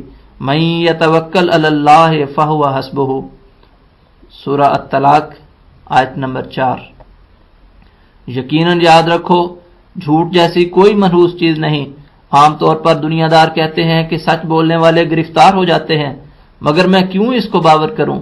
مجھ پر 7 مقدمے ہوئے ہیں اور خدا تعالیٰ کے فضل سے کسی ایک میں ایک لفظ بھی مجھے جھوٹ لکھنے کی ضرورت نہیں پڑی۔ کوئی بتائے کہ کسی ایک وعدے میں بھی خدا تعالیٰ نے مجھے شکست دی ہو۔ اللہ تعالیٰ تو آپ سچائی کا حامی اور مددگار ہے۔ اللہ تعالیٰ تو آپ سچائی کا حامی اور مددگار ہے۔ یہ ہو سکتا ہے کہ وہ راست باز کو سزا دے۔ اگر ایسا ہو تو دنیا میں پھر کوئی شخص سچ بولنے کی جرت نہ کرے اور خدا تعالیٰ پر سے ہی اعتقاد اٹھ جاوے، راست باز تو زندہ ہی مر جاویں۔ اصل بات یہ ہے کہ سچ بولنے سے جو سزا پاتے ہیں وہ سچ کی وجہ سے نہیں ہوتی، وہ سزا ان کی بعض اور مخفی در مخفی بدکاریوں کی ہوتی ہے اور کسی اور جھوٹ کی سزا ہوتی ہے۔ خدا تعالیٰ کے پاس تو ان کی بدیوں اور شرارتوں کا ایک سلسلہ ہوتا ہے، ان کی بہت سی خطائیں ہوتی ہیں اور کسی نہ کسی میں وہ سزا پا لیتے ہیں۔ میرے ایک استاد گل علی شاہ بٹالے کے رہنے والے تھے، وہ شیر سنگھ کے بیٹے پرتاپ سنگھ کو بھی پڑھایا کرتے تھے۔ انہوں نے بیان کیا کہ ایک مرتبہ شیر سنگھ نے اپنے باورچی کو محض نمک مرچ کی زیادتی پر بہت مارا، تو چونکہ وہ بڑے سادہ مزاج تھے، انہوں نے کہا کہ آپ نے بڑا ظلم کیا۔ اس پر شیر سنگھ نے کہا، مولوی جی کو خبر نہیں، اس نے میرا 100 بکرا کھایا ہے۔ اسی طرح پر انسان کی بدکاریوں کا ایک ذخیرہ ہوتا ہے اور وہ کسی ایک موقع پر پکڑا جا کر سزا پاتا ہے۔ اس کی تشریح میں نیچے لکھا ہے، بدر میں ہے، انسان گناہ کسی اور موقع پر کرتا ہے اور پکڑا کسی اور موقع پر جاتا ہے۔ بدر جلد نمبر 2 نمبر 6 صفحہ 3، مورخہ 9 فروری سن 1906 عیسوی۔ جو شخص سچائی اختیار کرے گا کبھی نہیں ہو سکتا کہ ذلیل ہو، اس لیے کہ وہ خدا تعالیٰ کی حفاظت میں ہوتا ہے، اور خدا تعالیٰ کی حفاظت جیسا اور کوئی محفوظ قلعہ اور حصار نہیں۔ لیکن ادھوری بات فائدہ نہیں پہنچا سکتی۔ کیا کوئی کہہ سکتا ہے کہ جب پیاس لگی ہوئی ہو تو صرف ایک قطرہ پی لینا کفایت کرے گا، یا شدت بھوک کے وقت ایک دانے یا لقمے سے سیر ہو جاوے گا؟ بالکل نہیں، بلکہ جب تک پورا سیر ہو کر پانی نہ پیے یا کھانا نہ کھائے تسلی نہ ہوگی۔ اسی طرح پر جب تک اعمال میں کمال نہ ہو وہ ثمرات و نتائج پیدا نہیں ہوتے جو ہونے چاہیے۔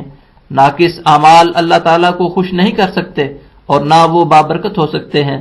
اللہ تعالیٰ کا یہی وعدہ ہے کہ میری مرضی کے موافق اعمال کرو پھر میں برکت دوں گا۔ غرض یہ باتیں دنیا دار خود ہی بنا لیتے ہیں کہ جھوٹ اور فریب کے بغیر گزارا نہیں۔ کوئی کہتا ہے فلاں شخص نے مقدمے میں سچ بولا تھا اس لیے 4 برس کو دھرا گیا۔ میں پھر کہوں گا کہ یہ سب خیالی باتیں ہیں جو عدم معرفت سے پیدا ہوتی ہیں۔ کسب کمال کن کے عزیز جہاں شبی، یہ نقص کے نتیجے ہیں۔ کمال ایسے ثمرات پیدا نہیں کرتا۔ ایک شخص اگر اپنی موٹی سی کھدر کی چادر میں کوئی توپا بھر لے تو اس سے وہ درزی نہیں بن جاوے گا، اور یہ لازم نہیں آئے گا کہ اعلیٰ درجے کے ریشمی کپڑے بھی وہ سی لے گا۔ اگر اس کو ایسے کپڑے دیے جاویں تو نتیجہ یہی ہوگا کہ وہ انہیں برباد کر دے گا۔ پس ایسی نیکی جس میں گند ملا ہوا ہو کسی کام کی نہیں، خدا تعالیٰ کے حضور اس کی کچھ قدر نہیں، لیکن یہ لوگ اس پر ناز کرتے ہیں اور اس کے ذریعے نجات چاہتے ہیں۔ اگر اخلاص ہو تو اللہ تعالیٰ تو ایک ذرہ بھی کسی نیکی کو ضائع نہیں کرتا۔ اس نے تو خود فرمایا ہے مَن یعمل مثقال ذرۃ خیرا یرہ، سورہ الزلزال آیت نمبر 8۔ اس لیے اگر ذرہ بھر بھی نیکی ہو تو اللہ تعالیٰ سے اس کا اجر پائے گا۔ پھر کیا وجہ ہے کہ اس قدر نیکی کر کے پھل نہیں ملتا؟ اس کی وجہ یہی ہے کہ اس میں اخلاص نہیں آیا ہے۔ اعمال کے لیے اخلاص شرط ہے، جیسا کہ فرمایا مخلصین لہ الدین، سورہ البینہ آیت نمبر 6۔ یہ اخلاص ان لوگوں میں ہوتا ہے جو ابدال ہیں۔ الحکم جلد 10 نمبر مؤرخہ 17 مئی سن 1906 عیسوی صفحہ 4 اور 5۔ یہ لوگ ابدال ہو جاتے ہیں اور وہ اس دنیا کے نہیں رہتے۔ ان کے ہر کام میں ایک خلوص اور اہلیت ہوتی ہے، لیکن دنیا داروں کا تو یہ حال ہے کہ وہ خیرات بھی کرتے ہیں تو اس کے لیے تعریف اور تحسین چاہتے ہیں۔ اگر کسی نیک کام میں کوئی چندہ دیتا ہے تو غرض یہ ہے کہ اخبارات میں اس کی تعریف ہو، لوگ تعریف کریں۔ اس نیکی کو خدا تعالیٰ سے کیا تعلق؟ بہت لوگ شادیاں کرتے ہیں، اس وقت سارے گاؤں میں روٹی دیتے ہیں، مگر خدا کے لیے نہیں، صرف نمائش اور تعریف کے لیے۔ اگر ریا نہ ہوتی اور محض شفقت علی خلق اللہ کے لحاظ سے یہ فعل ہوتا اور خالص خدا کے لیے تو ولی ہو جاتے، لیکن چونکہ ان کاموں کو خدا تعالیٰ سے کوئی تعلق اور غرض نہیں ہوتا، اس لیے کوئی نیک اور بابرکت اثر ان میں پیدا نہیں ہوتا۔ یہ خوب یاد رکھو کہ جو شخص خدا تعالیٰ کے لیے ہو جاوے خدا تعالیٰ اس کا ہو جاتا ہے، اور خدا کسی کے دھوکے میں نہیں آتا۔ اگر کوئی یہ چاہے کہ ریاکاری اور فریب سے خدا کو ٹھگ لوں گا تو یہ حماقت اور نادانی ہے، وہ خود ہی دھوکہ کھا رہا ہے۔ دنیا کے زیب، دنیا کی محبت ساری خطا کاریوں کی جڑ ہے۔ اس میں اندھا ہو کر انسان انسانیت سے نکل جاتا ہے اور نہیں سمجھتا کہ میں کیا کر رہا ہوں۔ جس حالت میں عقل مند انسان کسی کے دھوکہ میں نہیں آ سکتا تو اللہ تعالیٰ کیوں کر کسی کے دھوکہ میں آ سکتا ہے؟ مگر ایسے افعال بد کی جڑ دنیا کی محبت ہے، اور سب سے بڑا گناہ جس نے اس وقت مسلمانوں کو تباہ حال کر رکھا ہے اور جس میں وہ مبتلا ہیں وہ یہی دنیا کی محبت ہے۔ سوتے جاگتے، اٹھتے بیٹھتے، چلتے پھرتے، ہر وقت لوگ اسی غم و غم میں پھنسے ہوئے ہیں، اور اس وقت کا لحاظ اور خیال بھی نہیں کہ جب قبر میں رکھے جائیں گے۔ ایسے لوگ اگر اللہ تعالیٰ سے ڈرتے اور دین کے لیے ذرا بھی ہم و غم رکھتے تو بہت کچھ فائدہ اٹھا لیتے۔ سعدی کہتا ہے، گر وزیر از خدا ترسیدے۔ ملازم لوگ تھوڑی سی نوکری کے لیے اپنے کام میں کیسے چست و چالاک ہوتے ہیں، لیکن جب نماز کا وقت آتا ہے تو ذرا ٹھنڈا پانی دیکھ کر ہی رہ جاتے ہیں۔ ایسی باتیں کیوں پیدا ہوتی ہیں؟ اس لیے کہ اللہ تعالیٰ کی عظمت دل میں نہیں ہوتی۔ اگر خدا تعالیٰ کی کچھ بھی عظمت ہو اور مرنے کا خیال اور یقین ہو تو ساری سستی اور غفلت جاتی رہے۔ اس لیے خدا تعالیٰ کی عظمت کو دل میں رکھنا چاہیے اور اس سے ہمیشہ ڈرنا چاہیے۔ اس کی گرفت خطرناک ہوتی ہے۔ وہ چشم پوشی کرتا ہے اور درگزر فرماتا ہے، لیکن جب کسی کو پکڑتا ہے تو پھر بہت سخت پکڑتا ہے، یہاں تک کہ لا یخاف عقباہا، سورۃ الشمس آیت 16۔ پھر وہ اس امر کی بھی پرواہ نہیں کرتا کہ اس کے پچھلوں کا کیا حال ہوگا۔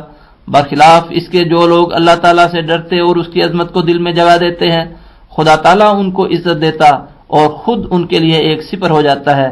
حدیث میں آیا ہے، من کان للہ کان اللہ لہ، یعنی جو شخص اللہ تعالیٰ کے لیے ہو جاوے اللہ تعالیٰ اس کا ہو جاتا ہے۔ مگر افسوس یہ ہے کہ جو لوگ اس طرف توجہ بھی کرتے ہیں اور خدا تعالیٰ کی طرف آنا چاہتے ہیں، ان میں سے اکثر یہی چاہتے ہیں کہ ہتھیلی پر سرسوں جما دی جاوے۔ وہ نہیں جانتے کہ دین کے کاموں میں کس قدر صبر اور حوصلے کی حاجت ہے، اور تعجب تو یہ ہے کہ وہ دنیا جس کے لیے وہ رات دن مرتے اور ٹکرے مارتے ہیں، اس کے کاموں کے لیے تو برسوں انتظار کرتے ہیں۔ کسان بیج بو کر کتنے عرصے تک منتظر رہتا ہے، لیکن دین کے کاموں میں آتے ہیں تو کہتے ہیں کہ پھونک مار کر ولی بنا دو، اور پہلے ہی دن چاہتے ہیں کہ عرش پر پہنچ جائیں، حالانکہ نہ اس راہ میں کوئی محنت اور مشقت اٹھائی اور نہ کسی ابتلا کے نیچے آیا۔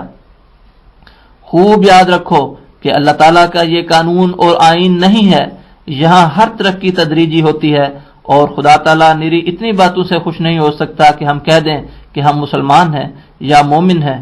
چنانچہ اس نے فرمایا ہے، احسب الناس ان یترکوا ان یقولوا آمنا وهم لا یفتنون، سورہ العنکبوت آیت نمبر 3۔ یعنی کیا یہ لوگ گمان کر بیٹھے ہیں کہ اللہ تعالیٰ اتنا ہی کہنے پر راضی ہو جاوے اور یہ لوگ چھوڑ دیے جائیں کہ وہ کہہ دیں ہم ایمان لائے اور ان کی کوئی آزمائش نہ ہو؟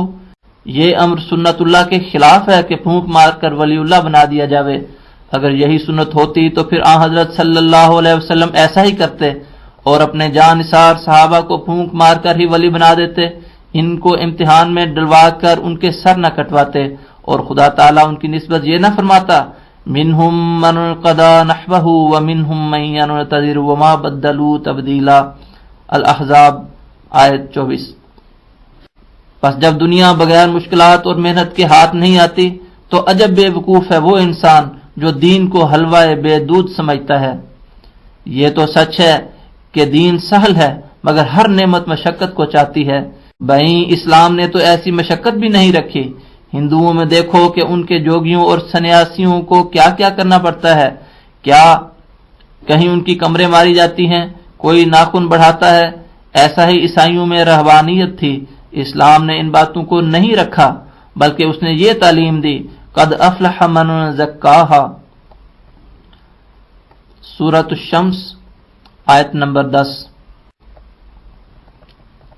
یعنی نجات پا گیا وہ شخص جس نے تزکیہ نفس کیا، یعنی جس نے ہر ایک قسم کی بدعت، فسق و فجور، نفسانی جذبات سے خدا تعالیٰ کے لیے الگ کر لیا، اور ہر قسم کی نفسانی لذات کو چھوڑ کر خدا کی راہ میں تکالیف کو مقدم کر لیا۔ ایسا شخص فی الحقیقت نجات یافتہ ہے، جو خدا تعالیٰ کو مقدم کرتا ہے اور دنیا اور اس کے تکلفات کو چھوڑتا ہے۔ حاشیہ میں فرماتے ہیں، حاشیہ بدر سے، جس نے دین کو مقدم کیا وہ خدا کے ساتھ مل گیا۔ نفس کو خاک کے ساتھ ملا دینا چاہیے، خدا تعالیٰ کو ہر بات میں مقدم کرنا چاہیے، یہی دین کا خلاصہ ہے۔ جتنے برے طریق ہیں ان سب کو ترک کر دینا چاہیے، تب خدا ملتا ہے۔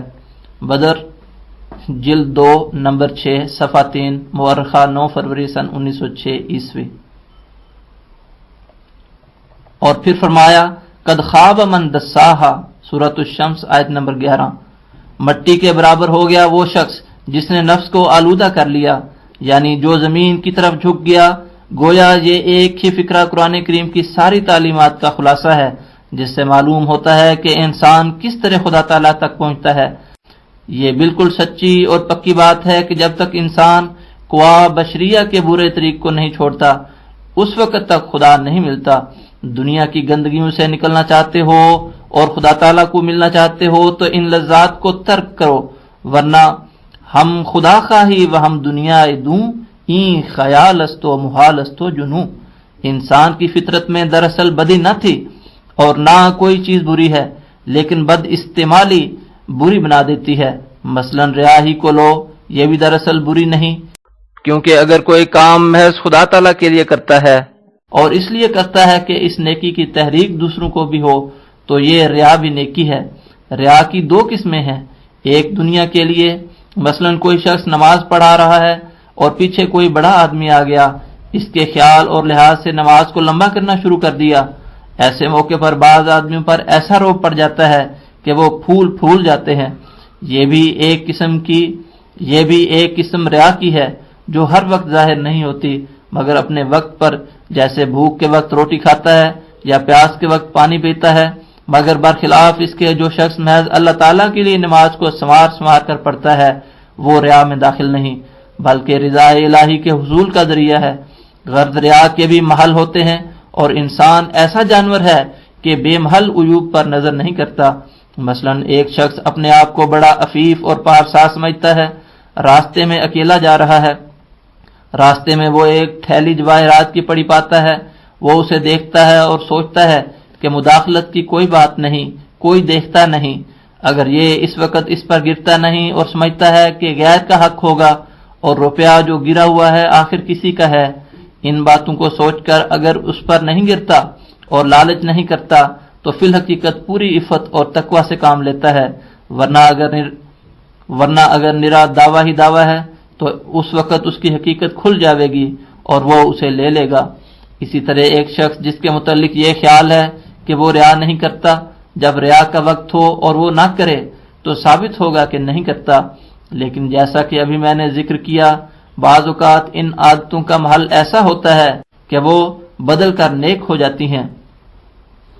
چنانچہ نماز جو باجماعت پڑھتا ہے اس میں بھی ایک ریا تو ہے، لیکن انسان کی غرض اگر نمائش ہی ہو تو بے شک ریا ہے، اور اگر اس سے غرض اللہ اور اس کے رسول کی فرما برداری مقصود ہے تو یہ ایک عجیب نعمت ہے۔ پس مسجدوں میں بھی نمازیں پڑھو اور گھروں میں بھی، ایسا ہی ایک جگہ دین کے کام کے لیے چندہ ہو رہا ہو، ایک شخص دیکھتا ہے کہ لوگ بیدار نہیں ہوتے اور خاموش ہیں، وہ محض اس خیال سے کہ لوگوں کو تحریک ہو سب سے پہلے چندہ دیتا ہے، بظاہر یہ ریا ہوگی لیکن ثواب کا باعث ہوگی۔ اسی طرح خدا تعالیٰ نے قرآن شریف میں فرمایا ہے لا تمشی فی الارض مرحا، سورۃ لقمان آیت نمبر 19، زمین پر اکڑ کر نہ چلو۔ لیکن حدیث سے ثابت ہے کہ ایک جنگ میں ایک شخص اکڑ کر اور چھاتی نکال کر چلتا تھا، حضرت صلی اللہ علیہ وسلم نے دیکھ کر فرمایا کہ یہ فعل خدا تعالیٰ کو ناپسند ہے، لیکن اس وقت اللہ تعالیٰ اس کو پسند کرتا ہے، پس گر حفظ مراتب نہ کنی زندگی، غرض خلق محل پر مومن اور غیر محل پر کافر بنا دیتا ہے۔ میں پہلے کہہ چکا ہوں کہ کوئی خلق برا نہیں بلکہ بد استعمالی سے برے ہو جاتے ہیں۔ حضرت عمر رضی اللہ عنہ کے غصے کے متعلق آیا ہے کہ آپ سے کسی نے پوچھا کہ قبل از اسلام آپ بڑے غصہ ور تھے۔ حضرت عمر نے جواب دیا کہ غصہ تو وہی ہے، البتہ پہلے بے ٹھکانے چلتا تھا مگر اب ٹھکانے سے چلتا ہے۔ اسلام ہر ایک قوت کو اپنے محل پر استعمال کرنے کی ہدایت دیتا ہے، پس یہ کبھی کوشش مت کرو کہ تمہارے قوا جاتے رہیں، بلکہ ان قوا کا صحیح استعمال سیکھو۔ یہ سب جھوٹے اور خیالی عقائد ہیں جو کہتے ہیں کہ ہماری تعلیم یہ ہے کہ ایک گال پر تمانچہ کھا کر دوسری پھیر دو۔ ممکن ہے یہ تعلیم اس وقت قانون مختص المکان یا مختص الزمان کی طرح ہو، ہمیشہ کے لیے یہ قانون نہ کبھی ہو سکتا ہے اور نہ یہ چل سکتا ہے، اس لیے کہ انسان ایک ایسے درخت کی طرح ہے جس کی شاخیں چاروں طرف پھیلی ہوئی ہیں، اگر اس کی ایک ہی شاخ کی پرواہ کی جاوے تو باقی شاخیں تباہ اور برباد ہو جائیں گی۔ عیسائی مذہب کی اس تعلیم میں جو نقص ہے وہ بخوبی ظاہر ہے۔ اس سے انسان کے تمام قوا کی نشو و نما کیوں کر ہو سکتی ہے؟ اگر صرف درگزر ہی ایک عمدہ چیز ہوتی تو پھر انتقامی قوت اس کی قوتوں میں کیوں رکھی گئی ہے، اور کیوں پھر اس درگزر کی تعلیم پر عمل نہیں کیا جاتا؟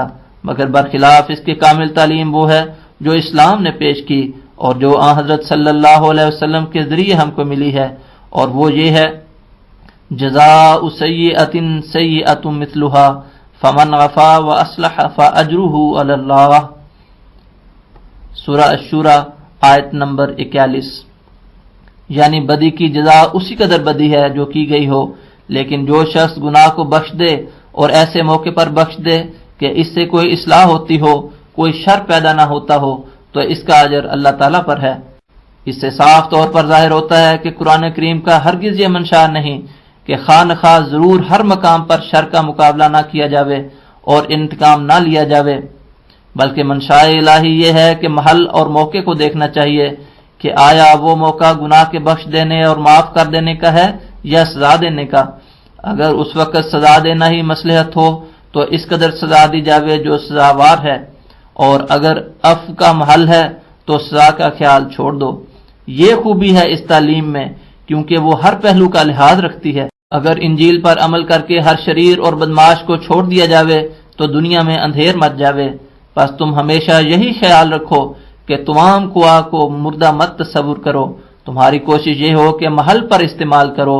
میں یقیناً کہتا ہوں کہ یہ تعلیم ایسی ہے جس نے انسانی قوا کے نقشے کو کھینچ کر دکھا دیا ہے، مگر افسوس ہے ان لوگوں پر جو عیسائیوں کی میٹھی میٹھی باتیں سن کر فریفتہ ہو جاتے ہیں اور اسلام جیسی نعمت کو ہاتھ سے چھوڑ بیٹھتے ہیں۔ صادق ہر حالت میں دوسروں کے واسطے شیریں ظاہر نہیں ہوتا، جس طرح کہ ماں ہر وقت بچے کو کھانے کے واسطے شیرینی نہیں دے سکتی بلکہ وقت ضرورت کڑوی دوائی بھی دیتی ہے، ایسا ہی ایک صادق مسلح کا حال ہے۔ یہی تعلیم ہر پہلو پر مبارک تعلیم ہے۔ خدا ایسا ہے کہ سچا خدا ہے۔ ہمارے خدا پر عیسائی بھی ایمان لاتے ہیں۔ جو صفات ہم خدا تعالیٰ کی مانتے ہیں وہ سب کو ماننی پڑتی ہیں۔ پادری فنڈر ایک جگہ اپنی کتاب میں لکھتا ہے کہ اگر کوئی ایسا جزیرہ ہو جہاں عیسائیت کا واز نہیں پہنچا تو قیامت کے دن ان لوگوں سے کیا سوال ہوگا؟ تب خود ہی جواب دیتا ہے کہ ان سے یہ سوال نہ ہوگا کہ تم یسوع پر اور اس کے کفارے پر ایمان لائے تھے یا نہ لائے تھے، بلکہ ان سے یہی سوال ہوگا کہ کیا تم اس خدا کو مانتے ہو جو اسلام کی صفات کا خدا واحد لا شریک ہے؟ اسلام کا خدا وہ خدا ہے کہ ہر ایک جنگل میں رہنے والا فطرتاً مجبور ہے کہ اس پر ایمان لائے۔ ہر ایک شخص کا کانشنس اور نور قلب گواہی دیتا ہے کہ وہ اسلامی خدا پر ایمان لائے۔ اس حقیقت اسلام کو اور اصل تعلیم کو جس کی تفصیل کی گئی آج کل کے مسلمان بھول گئے ہیں، اور اسی بات کو پھر قائم کر دینا ہمارا کام ہے، اور یہی ایک عظیم الشان مقصد ہے جس کو لے کر ہم آئے ہیں۔ ان امور کے علاوہ جو اوپر بیان کیے گئے اور بھی علمی اعتقادی غلطیاں مسلمانوں کے درمیان پھیل رہی ہیں جن کا دور کرنا ہمارا کام ہے۔ مثلا ان لوگوں کا عقیدہ ہے کہ عیسیٰ اور اس کی ماں مس شیطان سے پاک ہیں اور باقی سب نعوذ باللہ پاک نہیں ہیں۔ یہ ایک صریح غلطی ہے بلکہ کفر ہے، اور اس میں آن حضرت صلی اللہ علیہ وسلم کی سخت اہانت ہے۔ ان لوگوں میں ذرہ بھی غیرت نہیں جو اس قسم کے مسائل گھڑ لیتے ہیں اور اسلام کو بے عزت کرنے کی کوشش کرتے ہیں۔ یہ لوگ اسلام سے بہت دور ہیں۔ اصل میں یہ مسئلہ اس طرح سے ہے کہ قرآن شریف سے ثابت ہوتا ہے کہ پیدائش دو قسم کی ہوتی ہے، ایک مس روح القدس سے اور ایک مس شیطان سے۔ تمام نیک اور راست باز لوگوں کی اولاد مس روح القدس سے ہوتی ہے، اور جو اولاد بدی کا نتیجہ ہوتی ہے وہ مس شیطان سے ہوتی ہے۔ تمام انبیاء مس روح القدس سے پیدا ہوئے تھے، مگر چونکہ حضرت عیسیٰ کے متعلق یہودیوں نے یہ اعتراض کیا تھا کہ وہ نعوذ باللہ ولد الزنا ہے، اور مریم کا ایک اور سپاہی پنڈارا نام کے ساتھ تعلق ناجائز کا ذریعہ ہے اور مس شیطان کا نتیجہ ہے۔ اس واسطے اللہ تعالیٰ نے اس کے ذمے سے یہ الزام دور کرنے کے واسطے ان کے متعلق یہ شہادت دی تھی کہ ان کی پیدائش بھی مس روح القدس سے تھی۔ چونکہ ہمارے نبی کریم صلی اللہ علیہ وسلم اور دیگر انبیاء کے متعلق کوئی اس قسم کا اعتراض نہ تھا، اس واسطے ان کے متعلق ایسی بات بیان کرنے کی ضرورت بھی نہ پڑی۔ ہمارے نبی کریم صلی اللہ علیہ وسلم کے والدین عبداللہ اور آمنہ کو تو پہلے ہی سے ہمیشہ عزت کی نگاہ سے دیکھا جاتا تھا اور ان کے متعلق ایسا خیال و گمان بھی کبھی کسی کو نہ ہوا تھا۔ ایک شخص جو مقدمے میں گرفتار ہو جاتا ہے تو اس کے واسطے صفائی کی شہادت کی ضرورت پڑتی ہے، لیکن جو شخص مقدمے میں گرفتار ہی نہیں ہوا اس کے واسطے صفائی کی شہادت کی کچھ ضرورت ہی نہیں۔ ایسا ہی ایک اور غلطی جو مسلمانوں کے درمیان پڑ گئی ہوئی ہے وہ معراج کے متعلق ہے۔ ہمارا ایمان ہے کہ حضرت صلی اللہ علیہ وسلم کو معراج ہوا تھا، مگر اس میں جو بعض لوگوں کا عقیدہ ہے کہ وہ صرف ایک معمولی خواب تھا، سو یہ عقیدہ غلط ہے، اور جن لوگوں کا عقیدہ ہے کہ معراج میں حضرت اسی جسد انصری کے ساتھ آسمان پر چلے گئے تھے، سو یہ عقیدہ بھی غلط ہے، بلکہ اصل بات اور صحیح عقیدہ یہ ہے کہ معراج کشفی رنگ میں ایک نورانی وجود کے ساتھ ہوا تھا۔ وہ ایک وجود تھا مگر نورانی، اور ایک بیداری تھی مگر کشفی اور نورانی، جس کو اس دنیا کے لوگ نہیں سمجھ سکتے مگر وہی جن پر وہ کیفیت طاری ہوئی ہو، ورنہ ظاہری جسم اور ظاہری بیداری کے ساتھ آسمان پر جانے کے واسطے تو خود یہودیوں نے معجزہ طلب کیا تھا، جس کے جواب میں قرآن شریف میں کہا گیا تھا قل سبحان ربی هل کنت الا بشر رسولا، سورۃ بنی اسرائیل آیت نمبر 94۔ کہہ دے میرا رب پاک ہے، میں تو ایک انسان رسول ہوں، انسان اس طرح اڑ کر کبھی آسمان پر نہیں جاتے، یہی سنت اللہ قدیم سے جاری ہے۔ ایک اور غلطی اکثر مسلمانوں کے درمیان ہے کہ وہ حدیث کو قرآن شریف پر مقدم کرتے ہیں، حالانکہ یہ غلط بات ہے۔ قرآن شریف ایک یقینی مرتبہ رکھتا ہے اور حدیث کا مرتبہ ظنی ہے۔ حدیث قاضی نہیں بلکہ قرآن اس پر قاضی ہے، حدیث قاضی نہیں بلکہ قرآن اس پر قاضی ہے۔ ہاں حدیث قرآن شریف کی تشریح ہے، اس کو اپنے مرتبے پر رکھنا چاہیے۔ حدیث کو اس حد تک ماننا ضروری ہے کہ قرآن شریف کے مخالف نہ پڑے اور اس کے مطابق ہو، لیکن اگر اس کے مخالف پڑے تو وہ حدیث نہیں بلکہ مردود قول ہے۔ لیکن قرآن شریف کے سمجھنے کے واسطے حدیث ضروری ہے۔ قرآن شریف میں جو احکام الہی نازل ہوئے حضرت صلی اللہ علیہ وسلم نے ان کو عملی رنگ میں کر کے اور کرا کے دکھا دیا اور ایک نمونہ قائم کر دیا۔ اگر یہ نمونہ نہ ہوتا تو اسلام سمجھ میں نہ آ سکتا، لیکن اصل قرآن ہے۔ بعض اہل کشف حضرت صلی اللہ علیہ وسلم سے براہ راست ایسی احادیث سنتے ہیں جو دوسروں کو معلوم نہیں ہوئی یا موجودہ احادیث کی تصدیق کر لیتے ہیں۔ غرض اس قسم کی بہت سی باتیں ہیں جو کہ ان لوگوں میں پائی جاتی ہیں جن سے خدا تعالیٰ ناراض ہے اور جو اسلامی رنگ سے بالکل مخالف ہیں۔ اس واسطے اللہ تعالیٰ اب ان لوگوں کو مسلمان نہیں جانتا جب تک کہ وہ غلط عقائد کو چھوڑ کر راہ راست پر نہ آ جائیں، اور اس مطلب کے واسطے خدا تعالیٰ نے مجھے مامور کیا ہے کہ میں ان سب غلطیوں کو دور کر کے اصلی اسلام پھر دنیا میں قائم کروں۔ یہ فرق ہے ہمارے درمیان اور ان لوگوں کے درمیان۔ ان کی حالت وہ نہیں رہی جو اسلامی حالت تھی، یہ مثل ایک خراب اور نکمے باغ کے ہو گئے۔ ان کے دل ناپاک ہیں اور خدا تعالیٰ چاہتا ہے کہ ایک نئی قوم پیدا کرے جو صدق اور راستی کو اختیار کر کے سچے اسلام کا نمونہ ہو فقط۔ الحکم مورخہ 17 فروری 17 مئی و 17 جون سن 1906۔ نیچے حاشیے میں لکھا ہے الحکم جلد نمبر 10 نمبر 21 مورخہ 17 جون سن 1906 عیسوی صفحات 3 اور 4۔